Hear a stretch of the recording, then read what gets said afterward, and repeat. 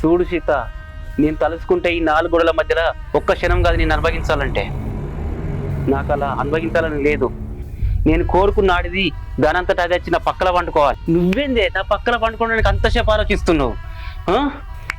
నేను నీ మొగలి కన్నా ఎక్కువ సుఖాన్ని ఇస్తేనే నన్ను ఎందుకు అర్థం చేసుకుంటలేవే? నీకు పిచ్చి బాగా ఎక్కువైంది.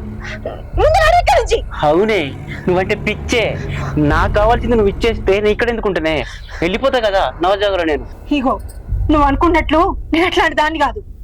నా ఇంబడి పడకు, నీకు దండం పెడతా. కూలి పని చేసుకొని బతికేదాన్ని. నన్ను ఇడిచిపెట్టు, నన్ను ఇడిచిపెట్టు. నా మొగుడు సుత్తేనేమో తాగి తాగి అట్లా ఉన్న ఒక్కగానొక్క బిడ్డ కోసమే నేను బతుకుతున్నా. నీ దండం పెడతా, నన్ను ఇట్లా బతకని, నన్ను ఇడిచిపెట్టి. ఇప్పుడు దొరికినవే నువ్వు నాకు. నీ అంతటా నువ్వే వస్తావు నా దగ్గరికి, వస్తావు. చూడు, నీ అంతటా నువ్వే వచ్చి నా దగ్గర పండుకోలేనుకో, నీ బిడ్డను చంపుతా.